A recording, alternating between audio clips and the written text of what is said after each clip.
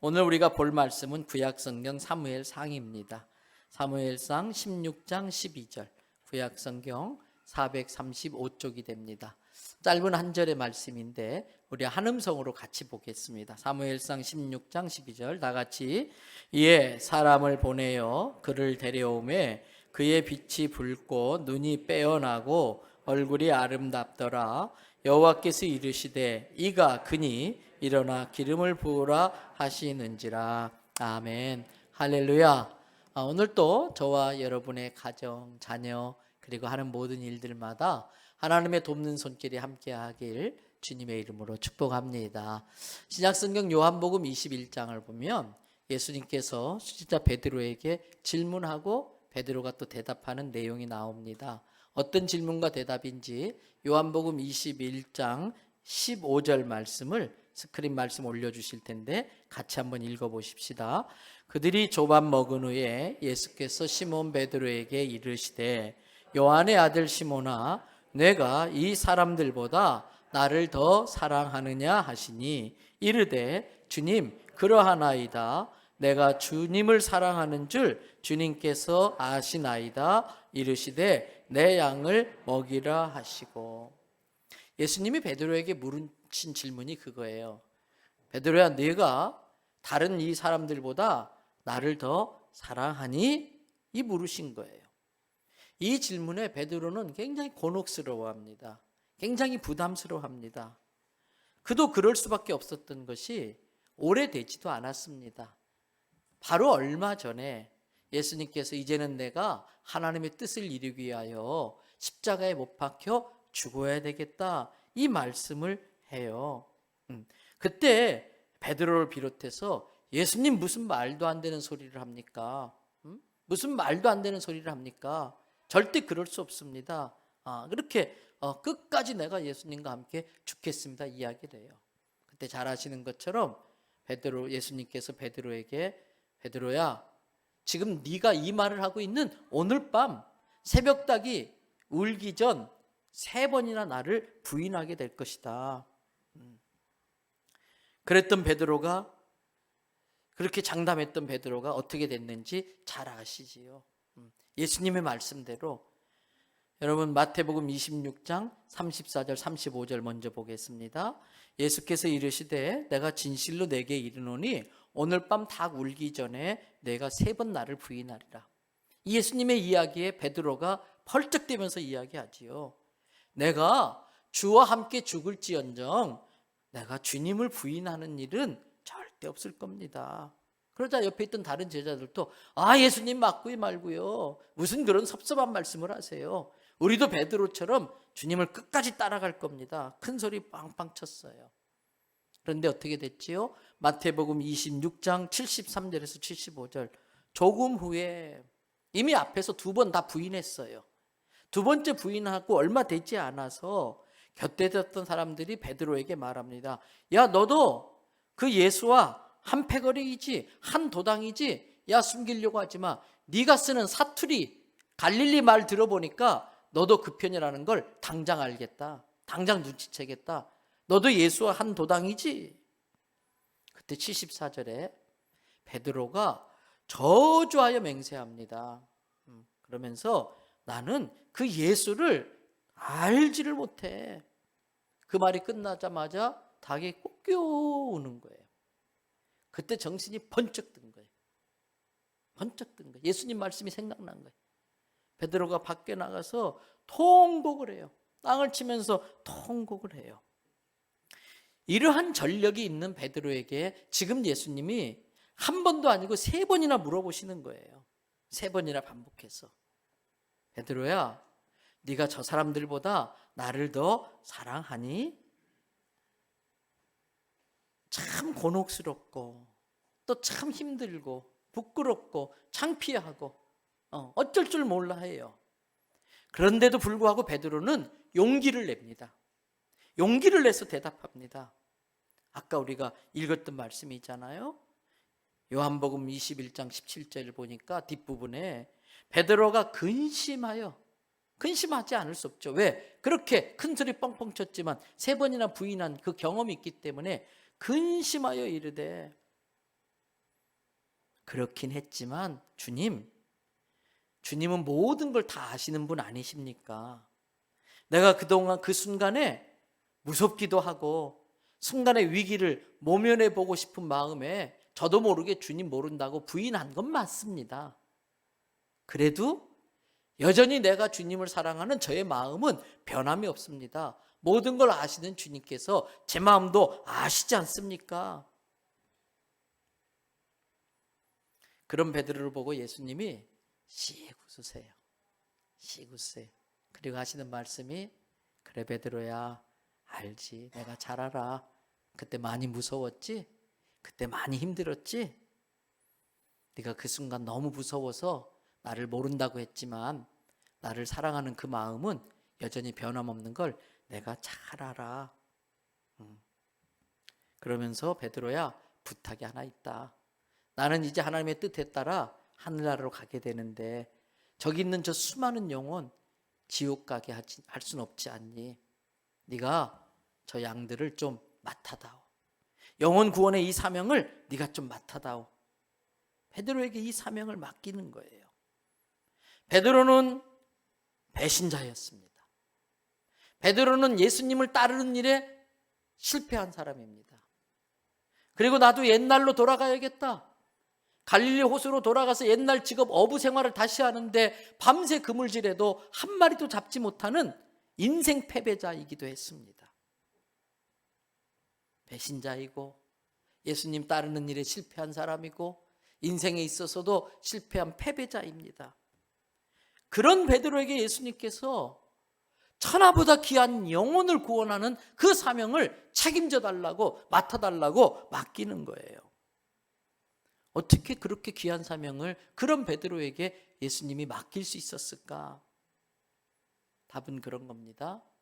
예수님은 그 중심을 보시고 중심을 아시는 분이기 때문에 그렇습니다.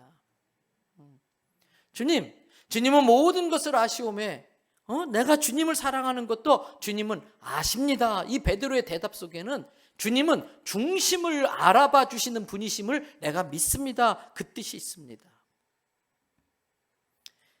게다가 예수님은 베드로의 마음속에 자기를 그렇게 사랑하는 마음이 있다는 걸 아시고 그 마음뿐만 아니라 얼마 전만 해도 아직도 덜 연그러서 예수님 무슨 그런 섭섭한 말씀하세요? 내가 끝까지 주님 따를 겁니다. 이 큰 소리 떵떵 쳤던 베드로 철저하게 깨졌어요. 철저하게 실패한 다음에 주님 저는 정말 아무것도 아닙니다. 주님 저는 보잘것없는 사람입니다. 겸손함까지 갖추게 된 거예요. 겸손함 것 같이. 그렇습니다. 예수님은 우리에게도 너 왜 그랬니? 이렇게 묻지 않으세요. 너 어쩌면 그럴 수 있니? 따지지 않아요. 너 내가 그렇게 믿었는데 너 그렇게 큰 소리 땅땅 치더니 그게 뭐니? 추궁하지 않아요. 만약에 예수님께서 그렇게 따지기 시작했다면 저나 여러분이나 감히 이 자리에 머리 들고 예배 드릴 수 없을 것입니다. 예수님은 베드로에게 단 한마디도 추궁하거나 따지지 않았어요. 왜 그랬느니? 묻지도 않으셨어요. 이유는 하나입니다. 묻지 않아도 이미 베드로의 중심에 뭐가 있는지를 예수님 알고 계셨기 때문입니다. 그렇습니다. 사랑하는 대연성교회 성도 여러분, 하나님은 우리의 과거를 보시는 분이 아니십니다. 하나님은 지금 우리의 중심을 보시는 분이십니다. 하나님은 우리의 지난날 행위를 보기보다는 지금 우리의 마음을 보시는 분이십니다. 오늘 본문의 내용은 잘 아시지요? 이스라엘 백성들이 맨날 이방 백성들한테 당하는 거예요. 그러니까 하나님, 우리에게 저 이방 나라처럼 왕이 없어서 그런가 봐요. 우리에게도 왕을 세워주세요. 처음에 하나님이 말렸지요. 아니야, 너희들의 왕은 나야. 너희들이 요구하는 대로 왕을 세워주면 그 왕 때문에 더 괴로운 일이 생길 거야. 그래도 하나님, 눈에 보이는 왕이 필요합니다. 고집을 부려요. 그래서 하나님이 고르고 골라가지고 이스라엘의 초대 임금으로 누구를 세웠어요? 처음 듣는 이야기세요? 다 알면서 모르는 체 하면 제가 곤란하잖아요. 이스라엘 초대 임금 누구를 세웠어요? 사울을 세운 거예요. 처음에는 사울이 이 직분을 잘 감당했어요. 하나님께서 아무나 고르셨겠어요? 잘했어요. 그러나 시간이 지나면서 사울이 변질됩니다. 변질됩니다. 성도의 삶은 예수님을 닮아가면서 점점 성숙되어져 가야지, 변화되어져 가야지 변질되면 안 됩니다. 그래서 사무엘상 15장 35절을 한번 보세요. 다 같이 읽어보실까요? 사무엘이 죽는 날까지 사울을 다시 가서 보지 아니하였으니 이는 그가 사울을 위하여 슬퍼함이었고 여호와께서는 사울을 이스라엘 왕으로 삼으신 것을 후회하셨단다. 여러분, 사무엘이 죽는 날까지 사울을 다시는 안 봤어요. 뭐예요? 꼴 보기 싫다는 거예요. 또 하나는 사울을 보면 속상한 거예요. 막 화가 나는 거예요. 어쩌면 저럴 수가 있어? 그러면서 사울만 생각하면 마음이 아파서 슬퍼요. 사랑하는 성도 여러분, 목회자가 성도를 생각할 때에 감사한 마음이 들어야 돼. 감사한 마음이 들어야 돼. 하나님, 저 성도가 저렇게 힘든데도 저렇게 다 웃으면서 헌신하며 봉사하는 거 보니까 얼마나 좋은지 몰라요. 하나님 감사, 이 마음이 들어야 돼. 근데 어떤 성도만 생각하면 머리가 지끈지끈거려. 목회자가 보고 싶은 성도가 돼야지, 사무엘이 사울을 평생 보지 않은 것처럼 그런 관계가 되면 안 돼.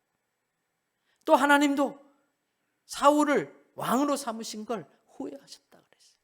우리에게 직분 맡긴 것을 후회하게 해드리면 안 되는 거예요. 우리는 늘 조심해야 됩니다. 누구나 사람은 자기의 기득권을 누리고 유지하고 싶은 경향이 있습니다. 내가 그렇게 하려고 하지 않아도 세상이 나를 그렇게 타락시킵니다. 그래서 자꾸 변질되는 겁니다. 여러분, 처음 그 일을 맡았을 때에 그 마음을 잃지 말아야 됩니다. 처음 주님을 만났을 때에 그 감격과 그 감동을 꼭 붙잡고 있어야 됩니다. 처음엔 사울도 참 좋은 왕이었습니다.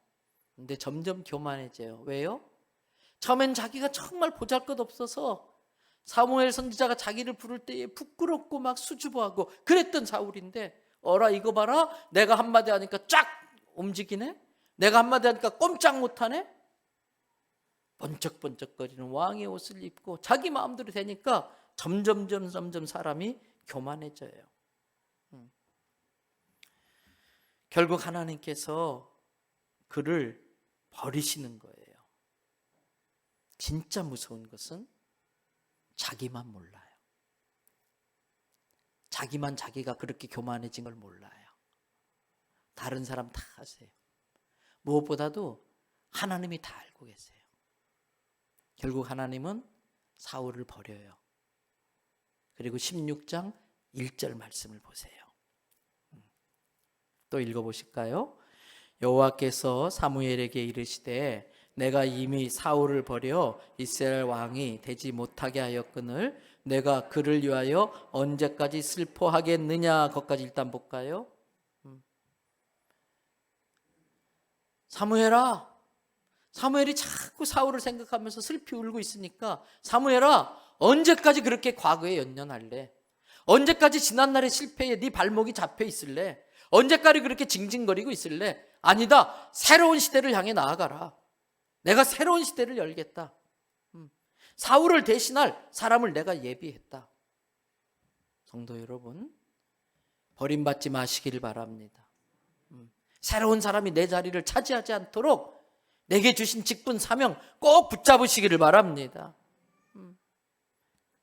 그러면서 사무엘 선지자 계속 말해요. 너는 뿔에 기름을 채워라. 왕, 선지자, 제사장에게 붓는 그 기름을 뿔에 채워가지고 베들레헴에 있는 이새라는 사람의 집에 가라. 내가 그 아들들 중에서 왕이 될 제목을 발견했다.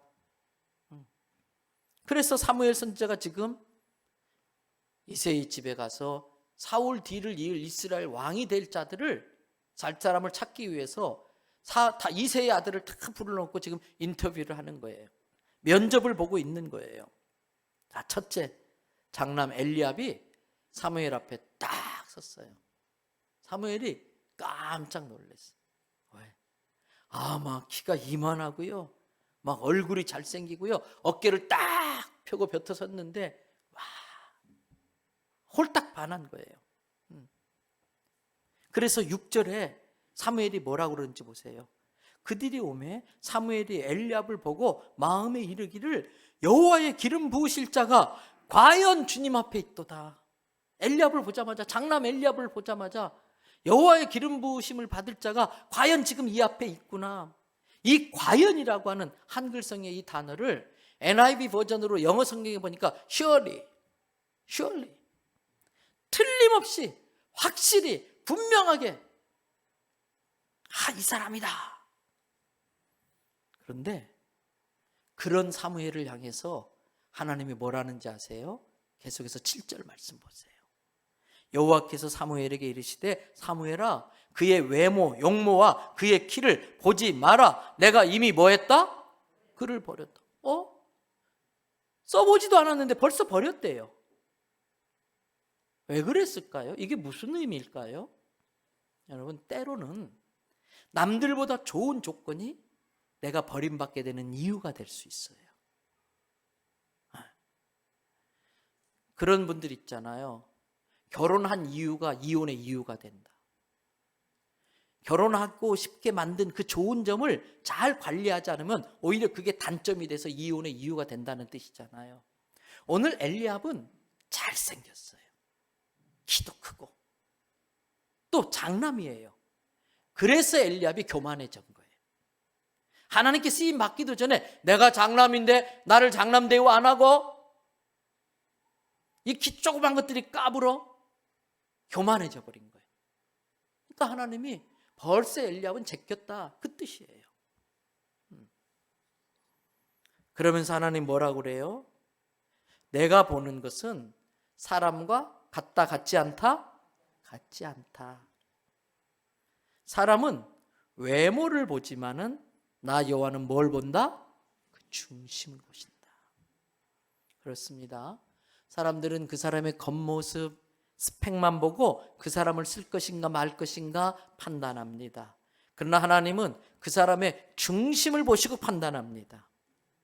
그의 실제 삶의 모습은, 드러나는 그의 삶의 현실은 아직도 미성숙해요. 왜?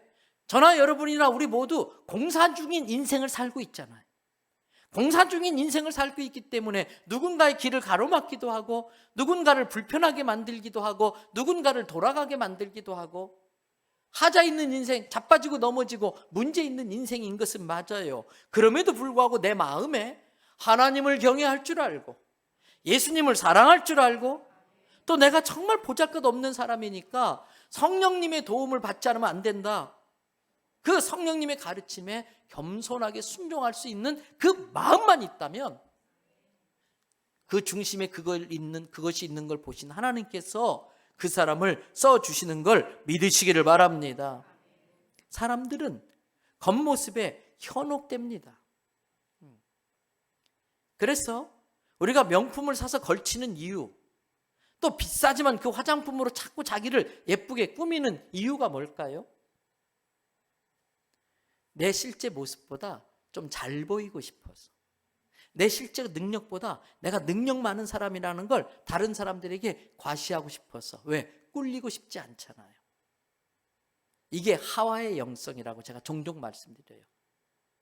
하나님이 되어가지고 사람들이 내 앞에서 쩔쩔매게 만들려고 하는데 나는 그 능력이 아니니까 명품 브랜드의 이름을 좀 빌리고 또 화장품으로 나를 좀 변장도 하고, 거기에 사람들은 현혹돼요. 여러분, 오늘이 종교개혁 기념주일이에요. 종교개혁이 왜 일어났습니까? 교황의 권위가 얼마나 대단한지, 그 유럽의 그 대단한 나라들, 독일이고 프랑스고 할 거 없이 교황이 너 왕 그만둬, 당장 쫓겨나요. 너 왕해, 왕이 돼요. 내가 이런 권세 있는 사람이야, 이걸 좀 보여주고 싶은 거예요. 그 사람들을 좀 그러한 대단한 건물로 현혹시키고 싶은 거예요. 그러니까 옷을 막 금빛 옷으로 막 휘황찬란하게 그 복장을 만들어 입고 그 대단한 베드로 성당, 시스틴 성당을 어마어마하게 지어가지고 사람 기죽게 만들고 그 과정에 돈이 많이 필요하니까 성경에도 없는 거짓말을 만들어내는 거예요. 지금 네 부모가 연옥이라는 곳이 있다. 성경에 연옥 없어요. 사람들이 꾸며낸 거예요. 성경이 아주 희박한 근거를 가지고 이걸 연옥이라고 할 수 있을 거 아닌가 이런 거 가지고 꾸며내는 거예요. 그래서 네 아버지가 자칫하면 지옥으로 떨어질 수도 있고 천국으로 올라갈 수도 있는데 네가 이만큼 큰 헌금을 하면 그 중세 기록을 보면 헌금통에 그 말을 딱 넣어서 땅그랑 떨어지는 순간 네 아버지의 영혼이 천국 간다는 거예요. 그러면서 많은 걸 울거네. 이유는 뭐예요? 겉을 화려하게 해서 현혹하고 싶어서 사람들에게 그게 통하니까 그래야 그 교황의 말에 꼼짝 못하니까 이걸 그 안에 있기 때문에 그 속을 다 들여다볼 수 있는 마틴 루터가 무슨 소리냐 이게 뭐 하는 짓이냐 성경에서 하라는 건 하나도 안 하고 성경에서 하지 말라는 짓만 골라서 하는구나 안 되겠다 잘못됐습니다 고쳐야 됩니다 달라져야 됩니다 이래서 종교개혁이 일어난 거잖아요. 그런데 어쩌면 종교개혁이 500년이 지난 지금의 이 시점에 어쩌면 내가 내 내면의 종교개혁을 일으켜야 되고 한국교회가 또 제2의 종교개혁을 해야 될 때라는 걸 깨달을 수 있기를 바랍니다. 더군다나 우리가 또 한번 보십시다. 사무엘 선지자가 누굽니까? 하나님의 사람이에요. 근데 그 사무엘 선지자가 엘리압을 보고 홀딱 반해요. 근데 틀렸어요. 여기서 우리가 교훈을 얻어야 되지요. 내가 보기에 틀림없다고 확신하는 것도 하나님의 눈으로 볼 때는 잘못될 수 있다는 것을 아셔야 돼. 제일 무서운 사람이 누군지 아십니까? 어떤 분야에 딱 책 한 권 읽고 내가 다 알아. 그러는 사람이 제일 무서운 사람이에요. 어떤 분야에 책 한 권 읽고 다 안다고 큰 소리 치는 사람이 제일 위험한 사람이에요. 내가 틀림없다고 믿고 고집부리고 밀고 나가면 오히려 성령을 해방할 수도 있고 하나님의 말씀에서 벗어날 수 있어요. 그래서 늘 우리는 겸손해야 됩니다. 기도하는 사람, 성령의 사람과 같이 자꾸 어울리면서 그분들의 조언을 들으려고 해야 돼요. 인생을 살아가면서 정말 조심해야 될 것이 자기 확신이에요. 내가 들은 아주 부분적인 뉴스, 내가 얻은 아주 부분적인 정보 또는 편파적인 그러한 정보들, 자료들 그걸 가지고 세상을 다 판단하고 다 평가하고 나는 절대 안 틀려, 나는 절대 틀리지 않아 이 고집 부리는 것처럼 그거 위험한 게 없는 거예요. 항상 옳은 분은 하나님밖에 없는 줄 믿습니다. 내가 그렇게 내가 아는 정보와 지식에 확신을 가지고 교만하지 않아야 되는 이유, 고집 부리지 않아야 되는 이유, 내가 하나님이 아니기 때문에 그래요. 계속 부리면, 그렇게 계속 고집 부리면 그게 교만이에요. 겸손히 내가 알고 있는 그것도 하나님의 말씀 캐논, 하나님의 말씀의 자를 가지고 또 확인해야 돼요. 그동안 우리는 잘 알지 못하는 것에 대해서 다 아는 것처럼 함부로 말해 왔었어요. 아주 보잘것없는 정보를 가지고 확신에 차게 이야기를 했어요. 편파적인 그러한 걸 가지고 자기 주장을 굽히지 않는 경향들이 우리에게 다 있었어요. 아닙니다. 내가 틀림없다라고 하는 것도 틀림있다 될 수 있는 거예요.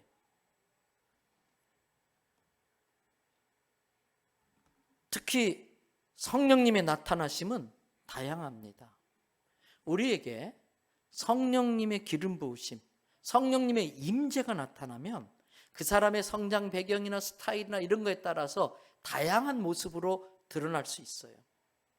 전에도 제가 수요일 날 머리에 손 얹어 안수기도 하는데 성도 한 분이 여기서 그냥 쫙 쓰러져 버렸어요. 그냥 쫙 누워버렸어요. 임파티션에 들어간 거예요. 근데 다른 사람들이 저거 뭐야? 쇼하는 거 아니야? 꼭 신앙생활을 저렇게 해야 돼? 아이고 유난스럽다. 이렇게 자기 기준으로 판단할 수 있어요. 반면에 성령의 임재가 딱 임했을 때에 어떤 사람은 깊은 묵상 가운데 그 주님과 깊은 교제 가운데 들어가는 사람들이 있어요. 조용하게. 그러면 아이고 저 사람은 은혜가 없어. 저 사람은 통성 기도도 안 해. 저 사람은 방언 기도도 안 해. 아이고 교만해. 내 기준으로 막 잣대를 들이대는 거예요. 중요한 것은 내 경험, 내 지식, 내 감정, 내가 보는 거 이것이 아니에요.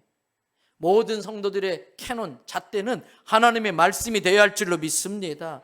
하나님의 말씀이 옳다면 내가 받아들이기 어려운 것도 옳다고 인정하고 받아들여야 돼. 하나님의 말씀이 아니다 하는 것은 그동안 내가 계속 해왔던 것들도 고집 부리지 말고 내려놔야 돼요. 특별히 조심해야 될 것이 성경을 풀 때에 정말 조심해야 돼. 우리가 그러잖아요. 주님이 내게 말씀하셨다고. 이 표현도 참 조심해야 돼. 그래서 어떤 초신자는 그래요. 목사님, 저기 누구누구 권사님, 누구누구 집사님은 하나님의 음성을 듣는 것 같은데 저는 하나님의 음성을 못 들어요. 어떻게 하면 돼요? 표현을 듣는 것이라고 말했어요. 정말 위급한 순간 필요한 상황에서는 하나님께서 물리적인 사운드로 내 고막으로 말씀하실 때도 있지만 이미 하나님은 말씀으로 하신 말씀 다 하셨어요. 때문에 어쩌면 더 정확한 표현은 제가 기도 중에 말씀 중에 이 말씀을 통해서 하나님이 제게 말씀하셨습니다. 이게 정확한 표현인 거예요. 주의 음성을 들었습니다. 또 주님이 말씀하셨습니다. 그러면서 자기가 성경 읽다가 꽂힌 말씀이 있어요. 받았다는 말씀이 있어요. 그런데 여러분, 성경은 항상 모든 구절이 짝에 짝을 이루어서 풀으라고 그랬어요. 그래서 어떤 분야에 있어서 하신 말씀이 있다면 그 말씀과 관련돼서 또 성경의 다른 부분에서는 그 부분을 뭐라고 말씀하시는지 짝을 맞춰서 성경을 풀이해야 돼요. 그리고 그 성경 말씀 앞에 지극히 정직한 마음과 정한 영을 가지고 주님, 저를 가르쳐 주십시오. 성령님, 저를 인도해 주십시오. 그래서 성령의 인도하심과 함께 영적 지도자의 말에 순종하며 따라야 돼. 이걸 무시하면 누구나 이단이 될 수 있는 위험성이 아주 높은 겁니다. 그래서 어떤 일을 하기 전에 또 한 번 더 겸손히 주님 앞에 엎드리고 그 말씀에 대해서, 그 일에 대해서 그 말씀으로 다시 한번 검증을 받고 확증을 받고, 주님, 제가 볼 때는 이게 분명한 것 같은데, 이게 옳은 것 같은데 혹시 모르니 주님 다시 한번 저에게 깨우쳐 주십시오. 이런 상황에서 예수님은 어떻게 하실 것인지 성령님 저에게 분명하게 알려주십시오. 신중해야 돼요. 기도해야 돼요. 남녀전도의 임원으로 부르심을 받았으면 주님, 그 사명을 잘 감당하기 위해서 제가 어떻게 해야 되는지 저를 좀 지도해 주십시오. 내 생각대로, 내 기분대로, 내 고집대로 이끌어가지 않도록 저를 가르쳐 주십시오. 우리 전도회가 성령 충만해서 그 이름 그대로, 전도회라는 그 이름 그대로 영혼 구원하기 위해서 힘쓰는 전도회가 될 수 있도록 제가 어떻게 이끌어가야 되는지 저를 이끌어 주십시오. 기도해야 돼요. 주님, 제가 교사입니다. 좋은 교사가 되고 싶습니다. 제게 맡겨준 아이들에게 예수님이 구세주라고 하는 걸 분명히 확인시켜주고 그 아이들에게 영생을 이렇게 얻을 수 있게 해주고, 영생을 얻어 하나님의 자녀된 그 아이들이 예수님을 점점 닮아가는 아이로 양육해 보고 싶습니다. 그럴 수 있도록 저를 먼저 가르쳐 주시고, 그럴 수 있도록 저의 고정관념을 깨트려 주십시오. 그 아이들을 고치려고 하기 전에 저부터 먼저 고쳐지게 하여 주십시오. 이 직분을 잘 감당할 수 있도록 아이들에게 일방적이 되지 않게 해주십시오. 그 아이들의 아픔과 그 아이들이 힘들어하는 것, 그 갈등, 그 어려워하는 것을 내가 잘 헤아리고 아이들을 품을 수 있게 해주십시오. 이렇게 기도해야 돼요. 그래서 청소년 아이들은 때로는 부모에게 혼날 수도 있지요. 성숙된 애는 그걸 다 받아 넘기지만 아직 미성숙한 그 청소년 애들은 벌컥 화를 내면서 집을 나와버릴 수 있어요. 엄마는 내 마음도 모르면서 아빠는 맨날 야단만 쳐 나와버릴 수 있어요. 그때에 갈 데가 없는 거예요. 그런 애들을, 못된 애들이 사탄이 탁 낚아채잖아요. 그런 상황에서 아이들이 가장 먼저 생각나는 사람이 교회 학교 교사가 될 수 있기를 바랍니다. 선생님 뭐 하세요? 무슨 일 있니? 별건 아니고요. 예, 전화 끊을게요. 그때 끊게 놔두면 안 돼. 아니야, 너 지금 어디야? 선생님하고 햄버거 하나 좀 먹을래? 하면서 만나면 그 아이가 마음을 열어요. 저희 교회에 주중에 이 주변에 중학교 아이들 한 10명 정도가 거의 매일 와요. 그러면서 8층에서 농구하고 9층에서 풀살하고 그러면서 지네 교회도 아닌데 지네 교회처럼 막 써요. 그래서 막 지 맘대로 탁구장에 들어와서 탁구 치면서 라켓을 막 뿡가놔요. 분지럽을 막 뽀개놔요. 제가 몇 번을 붙였는지 몰라요. 이 혈기가 막 넘치니까 농구대 그 공 들어가는 그물 자꾸 늘어지면 이걸 고쳐놔도 또 찢어지고. 그래서 아예 지난번에 쇠사슬로 바꿔버렸어요. 그래도 오라는 거예요. 우리 교회 안 다녀도 오라는 거예요. 왜? 애들이 갈 곳이 없는 거예요. 사고를 쳐도 교회에서 치라는 거예요. 근데 또 얼마나 좋은 게, 그래서 제가 가끔은 시원한 음료도 사주고 아주 잘 이야기도 하고 때로는 탁구도 가르쳐줘요. 그러면서 우리 고등부 중등부 담당 목사님들한테 좀 올라가서 나한테 나중에 청구해도 되니까 피자 좀 사주고 좀 하라고. 근데 전문 용어로 좀 꼬시라고 그랬어요. 그 아이들의 아픔을 받아주고 이해해주고, 나의 고정관념으로 너 왜 그래? 그러면 자꾸 이래버리면 마음이 다치잖아요. 내가 먼저 고침받아야지. 또 주님, 제가 구역장입니다. 제가 우리 구역 식구들의 영적 목마름을 잘 알게 해주시고 내 방식 내 스타일대로 그 구역을 고집부리며 이끌어가지 않게 해주시고 저를 통해 다양한 성령의 역사가 나타나도록 저를 통로로 써주십시오. 구역 식구 중에 어떤 괴로움이 있는지 잘 알게 해주시고 또 제가 그것을 놓고 때로는 금식하며 중보하며 기도할 때에 그 구역의 문제들이, 그 가정의 문제가 해결되고 그 가정에 하나님의 복이 임하게 해 주십시오. 기도해야 돼요. 겸손하게 하나님의 말씀 앞에 무릎 꿇을 수 있는 저와 여러분 되시기를 바랍니다. 또 우리의 중심을 보시는 하나님이라는 이 사실 때문에 내가 틀릴 수 있다고 하는 것을 알고 인정하고 겸손해질 수 있는 것뿐만 아니라 중심을 보시는 하나님이라는 그 사실 때문에 우리는 위로받고 용기를 얻을 수가 있어요. 무슨 의미냐면 이 세상의 관점, 세상적인 기준으로 볼 때에 나는 그렇게 인정받을 수 있는 조건과 자격이 갖추어지지 못했을 수도 있어요. 가진 자, 힘 있는 자가 큰 소리치고 대우받는 이 세상의 기준에서는 나는 크게 환영받을 수 있는 자격과 조건이 갖추어지지 못했을 수도 있어요. 그러나 내 중심에 하나님을 경외하고 예수님을 사랑하고 성령님께 겸손히 순종하고자 하는 그 마음이 있으면 나를 알아봐 주신 하나님께서 그런 나를 불러 쓰시는 거예요. 정말 별 볼 일 없는 난데 하늘나라의 스타로 별 볼 일 있는 사람으로 바꿔서 써주시는 거예요. 여러분, 세상 사람들이 나를 다 이 세상적인 기준으로 보고 멸시하고 우습게 알고 나를 판단하고 때로는 왕따시키고 비웃고 조롱하고 모욕할 수 있어요. 그러나 내 중심을 아시는 예수님은 지금 나의 처한 형편과 처지를 다 아시고 있어요. 그래서 사도 바울이 때로는 복음을 전한다고 돌에 맞고 쫓겨다니고 감옥에 갇히고 그런 많은 비웃음과 조롱을 받기도 했어요. 심지어는 그가 목숨까지 바치면서까지 사랑하는 사람들에게 오해를 받기도 했어요. 그래서 사도 바울이 빌립보서 1장 8절에서 이런 고백을 합니다. 우리 같이 한번 읽어볼까요? 내가 너희 예수 그리스도의 심장으로 너희 무리를 얼마나 사모하는지 누가? 하나님이 뭐라고요? 내 증인이다. 내가 사랑하는 사람들조차도 내 마음을 이해해 주지 못하고 오해하고 있지만 엉뚱한 소문을 듣고 나를 이상하게 생각하는지 모르지만 내가 예수님의 심장으로 너희를 얼마나 사랑하는지 하나님이 이 일에 나의 증인이시다. 여러분, 지금 내가 어떤 형편과 처지에 있다 할지라도 하나님이 나를 다 보고 계시고 알고 계시는 걸 믿으시기를 바랍니다. 그래서 내가 주님을 위하여 헌신할 때 이름도 안 드러나고 빚도 없고 아무도 몰라주지만 하나님 알고 계세요. 사람이 눈에 띄지 않지만 모든 걸 보고 계신 하나님이 다 보고 계시는 걸 믿으시기를 바랍니다. 그래서 어떤 일을 하다가 낙심될 때가 있어요. 특별히 선한 일을 하다가 맥 빠질 때가 있어요.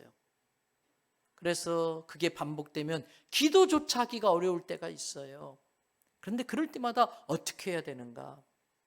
오늘 우리가 외웠던 성경 구절이 있잖아요. 히브리서 1, 2, 3. 히브리서 12장 3절 다 같이 너희가 시작. 너희가 피곤하여 낙심하지 않기 위하여 죄인들이 이같이 자기에게 거역한 일을 참으신 자를 생각하라. 죄인들을 구하러 오셨는데 그 죄인들이 오히려 자기를 위해 목숨 버리러 오신 예수님을 못 받고 모욕하고 망신 주고 거역한 것들을 다 참아내셨어요. 예수님도 그러셨는데, 예수님도 더한 욕을 먹으셨는데, 예수님도 더한 괴롭힘을 당했는데 그 예수님을 생각하면서 이겨내라는 거예요. 다행히 하나님은 겉모습에 현혹되지 않습니다. 속지 않습니다. 그렇게 해서 이제 하나님의 도움으로 사무엘 선지자가 왕을 뽑는데 엘리압이 지나가고 둘째가 지나가고 셋째 삼마가 지나가고 그때마다 노 아니 패스 다 지나갔어요. 없어요. 분명히 하나님께서 이 집 아들들 중에 왕으로 세울 사람이 있다고 했는데 어떻게 된 거지? 그래서 사무엘이 이새에게 물어봅니다. 아버지에게. 당신에게 있는 아들들이 여기에 있는 아들들 전부 답니까? 그 말에 이새가 대답합니다. 16장 11절 보세요.